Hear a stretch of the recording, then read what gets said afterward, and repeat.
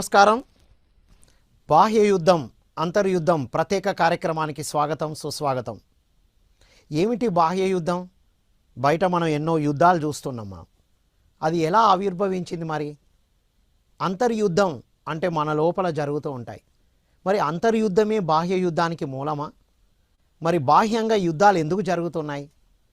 మరి ఈ అంతర్యుద్ధాన్ని ఎలా ఆపాలి? బాహ్య యుద్ధాన్ని ఆపడానికి మనం ఏమేం చేయొచ్చు, ఏమేం సాధన చేయొచ్చు, మన ఆలోచన విధానం ఎలా ఉండాలి అనేది ఈ ఎపిసోడ్ ద్వారా మనం తెలుసుకోబోతున్నాం. ఈ జ్ఞానాన్ని మనకు అందించడానికి మనతో పాటు ఉన్నారు senior most pyramid master, new age spiritual scientist మరియు సద్గురు మూమెంట్ ఫౌండేషన్ ద్వారా ఎన్నో అద్భుతమైన ఆధ్యాత్మిక కార్యక్రమాలు అందిస్తూ కర్మ విపాకం మీద ఎంతో పరిశోధన చేసి ఎంతోమంది వారి యొక్క కర్మ ప్రక్షాళన చేసుకునే విధంగా గైడ్ చేస్తున్నటువంటి great grand pyramid master Vamsi Kiran గారితో ఈ విషయాలన్నీ మనం తెలుసుకుందాం. నమస్కారం సార్.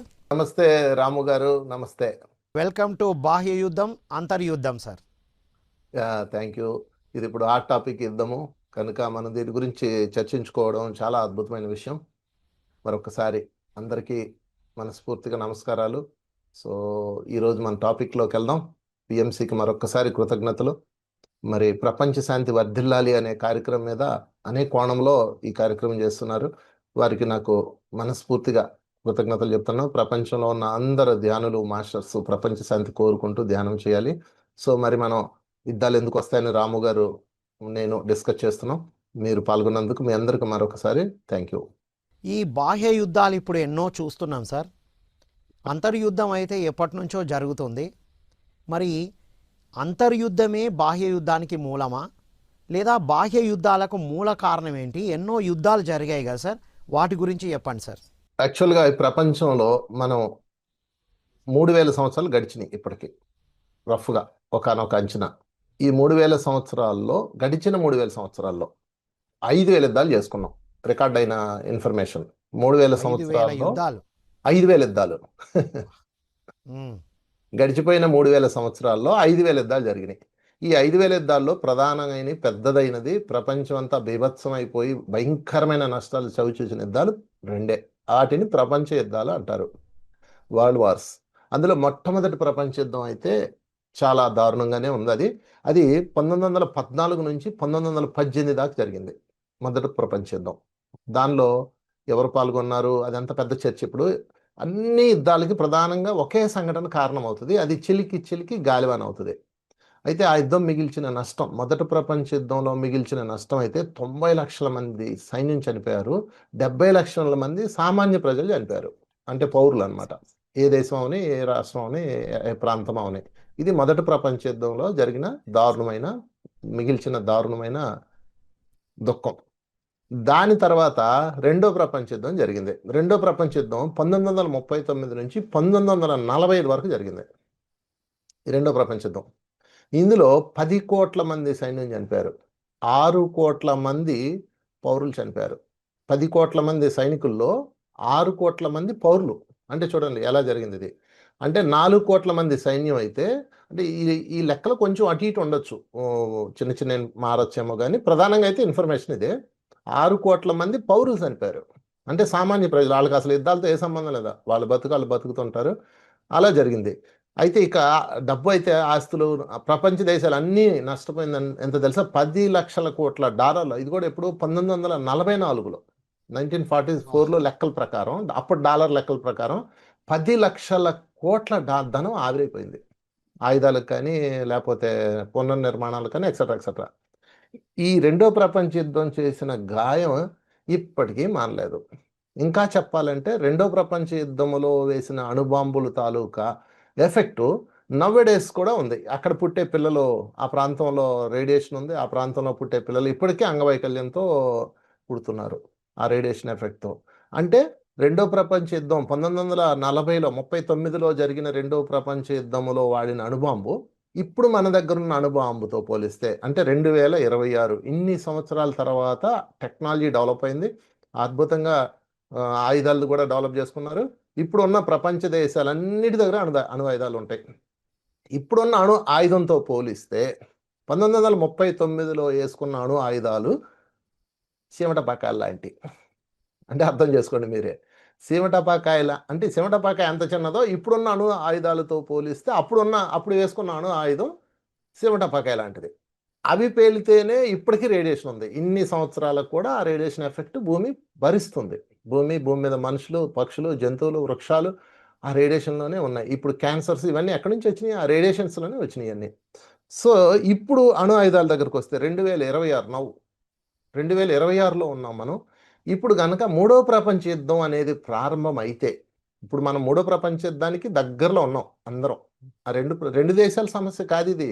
ఆధిపత్య పోరులో ఉన్న వాళ్ళ చేతిలో అణు ఆయుధాలు ఉన్నాయి. ఈ అణు ఆయుధాలు కనుక పెళితే నాలుగో ప్రపంచ యుద్ధము కర్రలతో, కట్టెలతో, రాళ్లతో కొట్టుకుంటారు.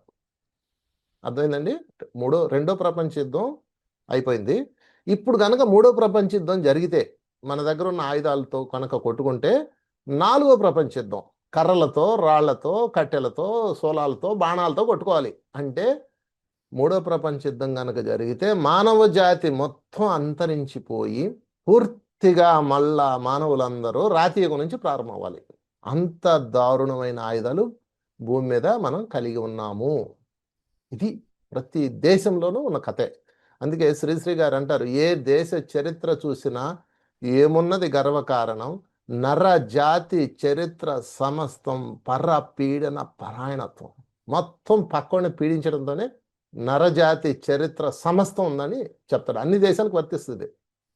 సో నేను మీకు చెప్తుంది ఏంటంటే మిత్రులారా, యుద్ధాలు వస్తే మిగిలేది ఏంటి అంటే, యుద్ధంలో గెలిచిన వాడు ఇంటికి వచ్చి ఏడుస్తాడు, ఓడిన వాడు అక్కడే ఏడుస్తాడు, అంతే. ఇద్దరికి నష్టం తప్పదు. ఇప్పుడు జరుగుతున్న యుద్ధాలను అసలు యుద్ధమే అనకూడదు. ఇవి యుద్ధాలు కాదు. యుద్ధం అంటే మహాభారతంలో జరిగిందని సంగ్రామం అంటారు. అది సంగ్రామం. సంగ్రామం అంటే ఏంటంటే రెండు వర్గాల వారు వచ్చి కొట్టుకొని అందులో ఎవరు గెలుస్తారు, ఎవరు ఓడిపోతారు, ఒక గ్రౌండ్ చూసుకొని కొట్టుకుంటారు. అది యుద్ధం. దాన్ని యుద్ధం అనాలి. అసలు ఇది యుద్ధాలు కాదు, ఇదంతా హత్యాకాండ. పౌరుల మీదకి వెళ్ళి పడిపోతారు. సో ఇది రాము గారు నేను ఇచ్చిన ఇన్ఫర్మేషన్. మూడో ప్రపంచ యుద్ధం రాకూడదని మనందరం శాంతి కార్యక్రమాలు చేయాలని నేను కోరుకుంటున్నాను. ఇప్పుడు ఇదంతా అర్థమైంది ఏంటంటే మనిషిలో ఉన్న అంతర్యుద్ధమే, మనిషిలో అంటే మానవుల్లో ఉన్న అంతర్ సంఘర్షణే ఈ బాహ్య యుద్ధాలకి మూలము అనేది మీరు చెప్పిన దాన్ని బట్టి అర్థమైంది సార్. మరి ఈ అంతర్ సంఘర్షణ, ఈ అంతర్యుద్ధం కోసం ఏం చేయాలి మరి? మీరు చాలా చాలా మంచి కార్యక్రమం ఇది. ఎందుకంటే రాము గారు ఇప్పుడు మన ఇద్దరం చక్కగా స్టూడియోలో కూర్చొని ఏసీ వేసుకొని కెమెరాల ముందు మాట్లాడేంత మాత్రం యుద్ధాలు ఆగవు. ఇది ఎవరు ఎన్ని డిబేట్లు పెట్టుకున్నా ఆగదు. మరి ఎవరి చేతిలో ఉందంటే ఇది ఖచ్చితంగా ప్రజల చేతిలో ఉంది. ప్రజల్లో మార్పు వస్తేనే యుద్ధాలు ఆగుతాయి. ప్రజలు మారితేనే కదా నాయకులు మారుతారు, నాయకులు మారితేనే కదా యుద్ధాలు ఆగుతాయి. కనుక ప్రజల చేతిలోనే ఉంది. దానికి కూడా మనం కొన్ని మార్గదర్శకాలు పాటించాలి. సో మన టాపిక్ ఏంటంటే అంతర్యుద్ధము, బాహ్య యుద్ధం. అంటే అంతరంలో స్టార్ట్ అయితేనే బాహ్యంలోకి వస్తుంది. మీకు కోపం ఎక్కడి నుంచి వస్తుంది? లోపల నుంచి స్టార్ట్ అవుతుంది. లోపల నుంచి స్టార్ట్ అయిన కోపం బయటకు వస్తుంది. బయటకు వచ్చిన తర్వాత అది యుద్ధంగా మారుతుంది. లోపల అసహనం అది కోపంగా మారి, ద్వేషంగా మారి ఎదుటివాడిని నాశనం చేయడానికి ఆయుధం తయారు చేస్తుంది. కనుక ఫస్ట్ ఎవరు ఎంత చెప్పినా, ఎన్ని తిరిగినా, ఎంతమంది శాంతి దూతలు తలకిందలు తప్ప చేసినా అంతరంలో మార్పు రాకపోతే బహిర్గతంలో బయట ఏ మార్పు జరగదు.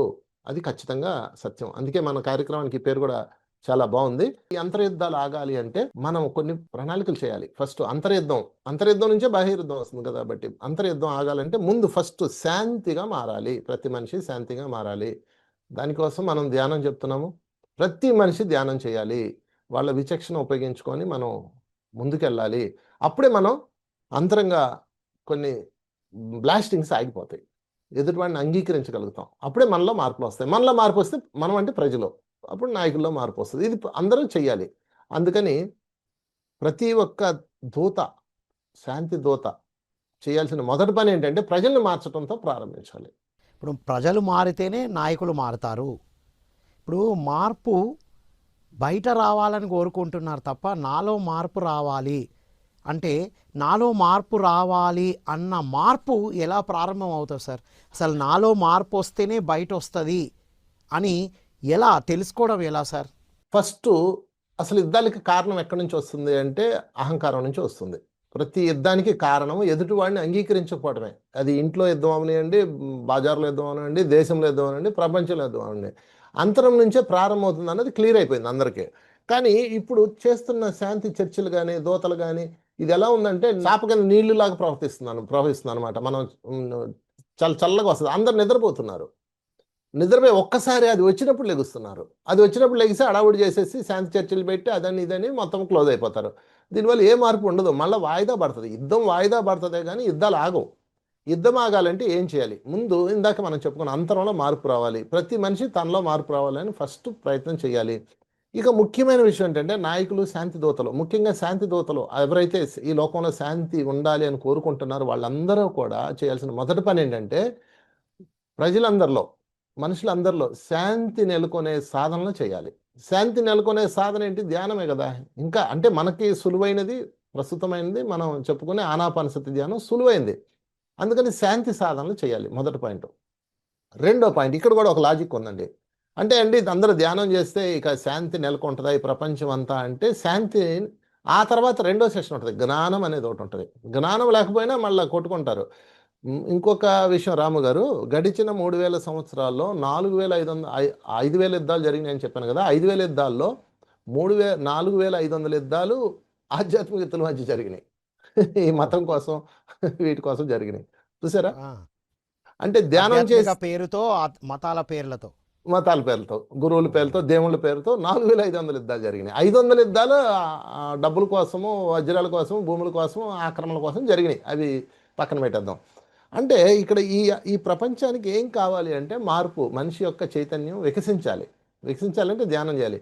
అంటే అండి మరి ధ్యానం చేస్తే సరిపోతుందా? ధ్యానం చేస్తే ఇంక యుద్ధాలు రావా? అందరూ ధ్యానులు అయిపోతే, ప్రపంచం అంతా ధ్యానులు అయిపోతే యుద్ధాలు రావా అంటే, ధ్యానులే కొట్టుకున్న సంఘటనలు కూడా ఉన్నాయి. బౌద్ధ భిక్షుల మధ్య జరిగిన యుద్ధాలు ఉన్నాయి. శాంతి దూతల మధ్య జరిగిన యుద్ధాలు ఉన్నాయి. మరి ఏం కావాలి అంటే ధ్యానం తర్వాత రెండోది జ్ఞానము. సెకండ్ పాయింట్ ఉండాలి, జ్ఞానం ఉండాలి. ఈ జ్ఞానము అంటే ఎన్లైటైన్మెంట్. ఈ ఎన్లైటైన్మెంట్ గురువులుని ఆశ్రయించాల్సిందే. ఇప్పుడు పత్రికారు ఉన్నారు, ఆయన ఎక్కువ ఎన్లైటైన్మెంటే చెప్పేవారు. వాక్ శుద్ధి కోసం మాట్లాడేవాడు, ఎదుటివాడిని అంగీకరించడం కోసమే చెప్పారు. ఇలాగా గురువులు వాళ్ళ యొక్క బోధనలు ప్రజలకు అందించాలి. అప్పుడు రెండిట్లోనే మీకు మార్పు వస్తుంది. ఒకటి ధ్యానము, రెండు జ్ఞానము. ఈ రెండు లేకపోతే మళ్ళా ఓన్లీ ధ్యానం చేసి శక్తి సంపాదించుకునే వాళ్ళతో యుద్ధాలు జరిగిన సంఘటనలు ఉన్నాయి. విశ్వామిత్రుడు, వశిష్ఠుడు యుద్ధం జరగలేదా? విశ్వామిత్రుడు 1000 సంవత్సరాలు తపస్సు చేశాడు. కానీ వశిష్ఠుడు 100 కొడుకుల్ని చంపించాడు. ఆయన ఎందుకు చంపించాడు? అంగీకారం లేకపోవటం. అక్కడ కూడా యుద్ధమే జరిగింది అప్పుడు కూడా. అయితే వశిష్ఠుడు ఆ 100 కొడుకులు చనిపోయిన దానికి ఆయన రియాక్ట్ అవ్వలేదు. వాళ్ళ ప్రారంధం వల్ల వాళ్ళు చనిపోయారు అన్నాడే తప్ప వశిష్ఠుడు ఆయన ఏమాత్రం ఆ మహర్షి రియాక్ట్ అవ్వలేదు. అయి ఉంటే మరొక యుద్ధం జరిగి ఉండేది అక్కడ. ఓకే, కనుక ఇక్కడ విశ్వామిత్రుడు వశిష్ఠుడు కాలం నుంచి ఇప్పుడున్న రాజకీయ నాయకుల దాకా ఇదే జరుగుతుంది, ఇదే తంతు. కనుక వశిష్ఠులు వారు ఎందుకు రియాక్ట్ అవ్వలేదు? విశ్వామిత్రుడిలో ఉన్న ఆవేశం వశిష్ఠుల వారిలో ఎందుకు లేదు? విశ్వామిత్రుడు తపస్సు చేశారు, వశిష్ఠుడు తపస్సు చేశారు, ఇద్దరు తపస్సు చేశారు. వశిష్ఠుల వారికి జ్ఞానం ఉంది, విశ్వామిత్రుల వారికి జ్ఞానం లేదు. అప్పుడు ఆ కాలంలో, ఆ సెక్షన్లో అనమాట. తర్వాత ఆయన బ్రహ్మర్షి అయ్యారు, అది వేరే విషయం. సో ఆ కాలంలో అలా జరిగిందంటే అర్థం ఏంటి? వశిష్ఠుల వారిలో జ్ఞానామృతం ఉంది, దివ్యామృతం ఉంది. అంతా నేనే, ఆ వాడు నేనే, నేను నేనే అనే భావన ఉంది. ఆ సత్యాసత్యాల విచక్షణ ఉన్నది. అందుకని ధ్యానము, జ్ఞానము రెండు రెక్కలు ఖచ్చితంగా కావాల్సిందే ఈ ప్రపంచానికి. ధ్యానంతో శక్తి ఉన్నప్పటికి కూడా అది ఎలా వాడాలో తెలియదు. ఓన్లీ జ్ఞానం మాత్రమే ఉన్నప్పుడు శక్తి లేకపోవడం వల్ల కూడా అది అహంకారానికి దారితీస్తుంది. So Exactly. రెండు కలగలిపి ఉన్నప్పుడే ఎదుటి వాళ్ళని అంగీకరిస్తాం, అంతా ఒకటే అనే ఒక ఆత్మ వెలుగు ద్వారా మాత్రమే లోపల వ్యక్తి యొక్క సంఘర్షణ తగ్గుతుంది, అంతర్ సంఘర్షణ. ఇప్పుడు ఎదుటి వాళ్ళని అంగీకరించినప్పుడు ఇంకా అసలు సమస్య లేదు కదా సార్. అంతా ఉన్నది నేనే అంతా అని తెలుసుకున్నాక. So wonderful sir, wonderful. So ఇప్పుడు ధ్యానము, జ్ఞానము సమానంగా పెంచుకుంటూ వెళ్ళాలి. మరి ఇప్పుడు ఎక్కడి నుంచి, ఏ మూలం నుంచి ఈ రెండు ఉధృతంగా రావాలంటే సాధకులంతా ఏకమై సాధన చేస్తే సాధ్యమా, లేకపోతే ప్రపంచం అంతా ఏకం చేయడానికి కృష్ణ భగవాన్ల వారు చెప్పారు కదా సార్, యదా యదా హి ధర్మస్య అని. సో దాని గురించి చెప్పండి సార్. అలా ఎవరైనా రావాలా? రాము గారు ఇక్కడ ఒక లాజిక్ మిస్ అవుతున్నాం. ప్రతి ఒక్కడో ఇప్పుడు ఈ యుద్ధంలో పాల్గొనే ప్రతి ఒక్కడో, లేకపోతే అంతర్యుద్ధాలు జరుగుతున్నా బాహ్య యుద్ధాలు జరుగుతున్నా ప్రతి దానికి ఎవరి లాజిక్ వాళ్ళకు ఉంటుంది. ఇప్పుడు మీరు చెప్పారు కదా, యథా యథాహి ధర్మస్య అని.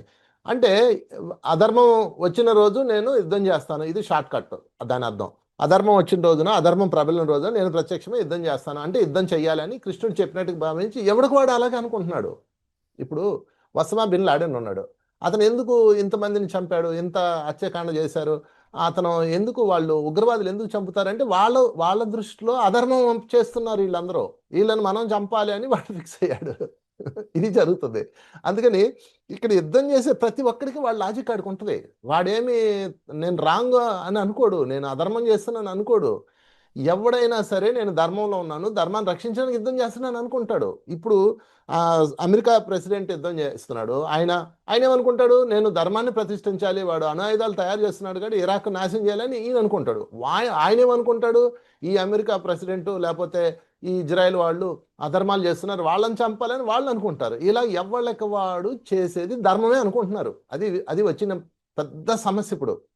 అంతేగాని నేను అధర్మం చేస్తున్నానని ఎవరు అనుకోరు. అవునా కదా? Yes sir, correct. కనుక దీనికి ధర్మానికి ఒక డెఫినేషన్ కావాలి. ధర్మానికి ఒక డెఫినేషన్ ఏంటంటే మన భారతదేశంలో ఇచ్చిన ఆర్యులు ఇచ్చిన అద్భుతమైన సూత్రం అహింసో పరమో ధర్మ. క్లియర్. ధర్మము అని ఎవరైతే, నేను చేస్తుంది ధర్మము అని ఎవరైతే ఫిక్స్ అయ్యారో వాళ్ళు ఈ సూత్రాన్ని తీసుకోవాలి. అహింసో పరమో ధర్మ. నువ్వు చేసే ధర్మంలో హింస ఉండకూడదు, అంతే. అది ఏం చేస్తావు అనవసరం, నువ్వు ఎట్టని చేయి. ఇప్పుడు నువ్వు యుద్ధం చేస్తావా, హింస లేకుండా చేయి. ఇప్పుడు హింస అనగానే మీకు ఒక క్లారిటీ, ఒక ప్రాబ్లం ఒకటి వచ్చింది. ఏమండి, మహాభారత సంగ్రామంలో శ్రీకృష్ణుడే యుద్ధం చేశాడు, అక్కడ హింస జరిగింది కదా అంటారు. చాలా తప్పు. మహాభారత సంగ్రామంలో హింస జరగలేదు, యుద్ధం జరిగింది. యుద్ధం వేరు, హింస వేరు. హింస అంటే ఏంటంటే అంగీకారం లేకుండా జరిగేదాన్ని హింస అంటారు, అంగీకారంతో జరిగేదాన్ని యుద్ధం అంటారండి. ఈ రెండు క్లారిటీ తెచ్చుకోవాలి అందరూ. అంగీకారంతో జరిగింది అది యుద్ధం, అది వాళ్ళ పరస్పర డెసిషన్. అది ఇప్పుడు మహాభారత సంగ్రామం తీసుకుందాం. కృష్ణుడు అదే ధర్మరాజు కురు సైన్యము పాండవ సైన్యం ఇద్దరు రెండు వైపులు ఉన్నారు. రెండు వైపులా ఎక్కడ ఉన్నారు, ఒక కురుక్షేత్ర సంగ్రామం జరిగే గ్రౌండ్లో ఉన్నారు. కురుక్షేత్ర అని ఒకటి ఉంది, ఇప్పటికీ ఉంది ఆ స్థలం. నేను వెళ్ళొచ్చాను అక్కడికి. చాలా పెద్ద విశాలమైన గ్రౌండ్కి వెళ్ళారు. అందరూ భోజనాలు చేశారు, టిఫిన్లు చేశారు, చక్కగా డాలు కత్తి కట్టుకున్నారు. ఓకే రెడీ, బాకా ఊదారు, యుద్ధం స్టార్ట్ చేశారు. సాయంత్రం 4-5 దాకా జరిగింది. మళ్ళీ బాకా ఊదారు, లైట్ ఫెయిల్ అయిపోయింది, ఆపేశారు. ఎవరికి టెంట్లకు వాళ్ళు వెళ్ళారు, అందరిని ఒకళ్ళు పలకరించుకున్నారు. మీ వాళ్ళు ఎంతమంది వచ్చారు, మీ వాళ్ళు ఎంతమంది వచ్చారని డిస్కస్ చేసుకున్నారు. ఓకే మళ్ళీ రేపు కలుద్దాం, రేపు రాత్రికి బతికుంటే కలుద్దామని షేక్ హ్యాండ్లు ఇచ్చుకొని వెళ్ళిపోతారు. అది యుద్ధం. పరస్పర అంగీకారం. అంటే వాడు ఇష్టపడి వచ్చాడు గ్రౌండ్లోకి. యూనివర్స్లో ఒక నియమం ఉంది, ఎవరు అంగీకారంతో ఏదైతే జరుగుతుందో అది హింస కాదు, కర్మ కాదు. ఓకే అండి. ఇప్పుడు జరిగే యుద్ధాలు అలా జరుగుతున్నాయా, ప్రజల మీద బాంబులు వేస్తున్నారు తీసుకెళ్ళి, వాడి దేశం మీద వేస్తున్నాడు, అసలు గ్రౌండే లేదు, కురుక్షేత్ర సంగ్రామం లాంటి గ్రౌండ్ లేదు. ఎవడికి నచ్చిన బాంబు వాడు తీసుకెళ్ళి వేస్తాడు, అందులో వాడు పోతాడు, వీడు పోతాడు, ఎవడైనా పోతాడు, అది లెక్కే లేదు. అది మారిపోయింది. యుద్ధాలన్నీ ఈరోజు జరుగుతున్న హత్యాకాండలో ఈ యుద్ధాలు కాదు, నో డౌట్. ఇప్పుడు జరుగుతున్న ఏవి యుద్ధాలు కాదు, హత్యాకాండలే. యుద్ధం అంటే మహాభారతంలో జరిగింది యుద్ధం. దానికి ఒక సిస్టమ్ ఉంది, దానికి ఒక నియమం ఉంది, దానికి ఒక ఇదంతా ఉంది. ఇంకొక విషయం, అక్కడ కూడా కొన్ని తప్పులు జరుగుతాయి. రాత్రిలు యుద్ధం చేసిన దుర్యోధనుడు రాత్రిలు యుద్ధం చేస్తే ఘటోద్గజుని దించి అది క్లియర్ చేస్తాడు కృష్ణుడు, అది పక్కన పెడదాం. సో ఇది హింసాత్మకమైన హత్యాకాండంలో మనం బతుకుతున్నాం ఈ ప్రపంచంలో. సో దీనికి సొల్యూషన్ ఏమిటి అంటే ఒకటే సొల్యూషన్ ఏంటంటే కొన్ని రెమెడీస్ నాయకులు పెట్టుకోవాలి. ధర్మబద్ధంగా జరిగి తీరాలి, ఏది జరిగినా ధర్మబద్ధంగా ఉండాలి. ధర్మం అంటే ఏంటంటే హింస జరగకూడదు. ఇప్పుడు నేను ఆ దేశం మీద బాంబు వేస్తాను, అక్కడ ఎంతమంది ప్రజలు చనిపోతారు, అది హింస. అంటే సైనికులు చనిపోయారంటే సైనికులు అంగీకరించి వచ్చారు కదా, అది హత్యాకాండ అవ్వదు, అది హింస కిందకు రాదు. అందుకే మీరు గమనించారు లేదో, యుద్ధంలో మరణించిన వాడు వీర స్వర్గం పొందుతాడు అంటారు. యుద్ధంలో మరణించిన వాడు, హత్యలో మరణించిన వాడు కాదు. యుద్ధంలో మరణించాడంటే వాడు అంగీకరించి వచ్చాడు, ఇంటి దగ్గర అందరికీ చెప్పి బాయ్ బాయ్ చెప్పి నేను వెళ్తున్నాను, యుద్ధానికి వెళ్తున్నాను, బతికుంటే వచ్చాక కలుద్దాం, నేను నా దేశం కోసం ప్రాణాలు అర్పిస్తానని వెళ్తాడు. ప్రతి సైనికుడికి వాడి దేశం ఇష్టంతోనే వెళ్తాడు. వాళ్ళు ఇష్టంతో వెళ్ళారు కాబట్టి, అంగీకారంతో, ఈ నోట్ చేసుకోండి ఈ పాయింట్, అంగీకారంతో వెళ్ళారు కాబట్టి అది హింస కిందకి రాదు. ఓకే అండి. ఫర్ ఎగ్జాంపుల్, మీ దగ్గరికి ఒక కోడి వచ్చి ఒక మేక వచ్చి ప్లీజ్ నన్ను తినేయి, లేదా మన ఇద్దరు యుద్ధం చేద్దాము, యుద్ధంలో ఎవడు గెలిస్తే వాడు తినొచ్చు అని పెట్టింది అనుకోండి, అప్పుడు మీరు దాన్ని తినొచ్చు, అది హింస కాదు. అలా కాకుండా మీరు ఆ కోడిని, మేకని, చేపని పారిపోతుంటే దాని బతుకు కోసం అది పరిగెడుతుంటే వెంటబడి చంపుతారే, అది హత్య. ఫస్ట్ హత్యకి, యుద్ధానికి, హింసకి తేడా తెలుసుకోవాలి. తెలుసుకోకపోతే అంతా ఒకటే అనుకుంటారు. కనుక జీవహింస చేయరాదనే పాయింట్ మనం అందుకు చెప్తాం అనమాట. సరే, ఏదేమైనా ఈరోజు మన టాపిక్ యుద్ధాలు ఆగాలంటే ఏం చేయాలి అంటే, ఫస్ట్ శాంతి దూతలు అవ్వాలి, అహింసా మార్గంలోకి రావాలి. ప్రతి ఒక్కరు అహింసా మార్గంలోకి రావాలి. అదొక్కటే మార్గం మిత్రులరా. రాము గారు, మనం దాని మీద మనం బాగా ఫోకస్ చేయాలి. అహింస, అహింస. ఎందుకంటే ఒక జంతువు ప్రాణం పోవడానికి ఇష్టపడని వాడు మరొక మనిషి ప్రాణం తీయడానికి ఇష్టపడ్డావు. మీరు చూడండి, ఇది ఖచ్చితంగా అందరికీ అమలవుతుంది ఇది. అందుకని జీవహింసకు వ్యతిరేకంగా అహింసో పరమో ధర్మ అన్న సూత్రాన్ని, భారతదేశం ప్రపంచానికి ఇచ్చిన గొప్ప సూత్రాన్ని, ఋషులు ఇచ్చిన ఈ గొప్ప సూత్రాన్ని ప్రతి ఒక్క మెదడులో ఇంకించాలి. అది ముఖ్యమైన విషయం. అహింసో పరమో ధర్మ అని, ఆ అహింస అనేది లోపల నాటబడితే, అంటే ఎంతో జ్ఞానంతో ఇది నాటబడితే మాత్రమే బయటికి శాంతి తీసుకురావాలి. అంటే వ్యక్తి శాంతే ప్రపంచ శాంతి. వ్యక్తిలో ఆ శాంతి రావాలి అంటే అహింస, నేను హింసతో ఉండొద్దు, అహింసతో ఉండాలి నా ఆలోచనలు, నా మాటలు, నా చేతలు. సో మహాభారత యుద్ధానికి దీనికి చాలా అద్భుతంగా చెప్పారు సార్. హత్య, యుద్ధం. ఇంత జంతు హింస, జంతు బలులు కూడా ఒక కారణము అనేది అద్భుతంగా చెప్పారు సార్. సో జంతువులను హింసించడం మానేస్తే, ఆ హింసాతత్వం మనలో వెళ్ళిపోతే, అది వెళ్ళిపోవాలంటే ధ్యాన సాధన చేయాలి. అందులో ఉన్నది కూడా ఒక దైవత్వమే అని తెలుసుకున్నప్పుడు వ్యక్తిలో ఈ అహింసా పరమో ధర్మ అనేటువంటి ఒక జ్ఞానానికి అనుసంధానం అయితే తప్పని బయట ఆ మార్పు రాదు అనేది అల్టిమేట్గా చెప్పారు సార్. సో ఫైనల్గా మీ మెసేజ్ సార్ ఈరోజు. ప్రపంచ యుద్ధాలు ఆగాలంటే, అసలు యుద్ధం ఆగాలంటే మొదటి పని ఏంటంటే, ఇది బహిర్యుద్ధాల కోసం చెప్పుకుంటున్నాము. యుద్ధంలో నాయకులు ఎవరైతే యుద్ధాన్ని ఫిక్స్ చేస్తారో, యుద్ధాన్ని నాయకులే ఫిక్స్ చేస్తారు, ఈ ప్రపంచం మీద యుద్ధంకి వెళ్ళాలని. యుద్ధంలో నాయకులు వాళ్ళ పిల్లలు పాల్గొనాలి, ఫస్ట్ వరుసలో ఉండాలి. అప్పుడు కానీ యుద్ధాలు ఆగవు. ఎవడైతే యుద్ధాన్ని ఎక్స్ప్లెయిన్ చేద్దామంటాడో, ఆ దేశం మీదకి వెళ్దాం అంటాడు, వారు కత్తి, డాలు లేకపోతే ఆయుధాలు పట్టుకొని మొదటి వరుసలో వాళ్ళ పిల్లలను నుంచోవాలి. అప్పుడు తెలుస్తుంది ఆ బాధ. రెండోది, యుద్ధం తర్వాత పరిణామాలు ముందుగా తెలుసుకోవాలి. రెండో సూత్రం ఇది, రెండో పాయింట్. అంటే యుద్ధం తర్వాత ఏం జరుగుతుంది, ఇప్పుడు యుద్ధం జరుగుతుంది, ఏం మిగులుతుంది అనేది ముందుగా తెలుసుకోవాలి వాళ్ళందరూ. ఇక మూడోది, అంతర్జాతీయ క్రిమినల్ చట్టాలు బలంగా ఉండాలి. అంతర్జాతీయంగా మనకు ఉన్నాయి, ఆల్రెడీ క్రిమినల్ చట్టాలు ఉన్నాయి. ఐక్యరాజ్య సమితి ఉంది. యుద్ధం జరిగితే ఏ దేశం మీదకి ఏ దేశం వెళ్తే వాళ్ళు వచ్చి పడిపోయే విధంగా ఉంది. కానీ అందులో కూడా బలమైన రాజ్యాలు ఉన్నాయి కాబట్టి అది ఒక కీలుబొమ్మ అయిపోయింది. అంతర్జాతీయంగా క్రిమినల్ చట్టం బలంగా ఉండాలి, చాలా బలంగా ఉండాలి అనమాట. అది ఏ దేశానికి, ఏ నాయకుడికి లొంగకుండా ప్రపంచవ్యాప్తంగా శాంతి నెలకొల్పడమే ధ్యేయంగా దాన్ని మనం స్ట్రాంగ్ చేసుకోవాలి. ఇక అన్నిటికన్నా ముఖ్యమైనది ప్రజల్లో ఏర్కొండాలి. ఏ దేశం అయితే పక్క దేశం మీద యుద్ధానికి వెళ్తుందో, లేకపోతే వీళ్ళు వాళ్ళని నియంత్రణ చేస్తున్నారు అనిపించిందో, వెంటనే ప్రజలు అలర్ట్ అయిపోయి వాళ్ళ దేశంలో యుద్ధాలు వద్దు, శాంతి చర్చలు ముద్దు అని చెప్పేసి వాళ్ళు ర్యాలీలు చేయాలి, ఆ నాయకులు వ్యతిరేకంగా మాట్లాడాలి.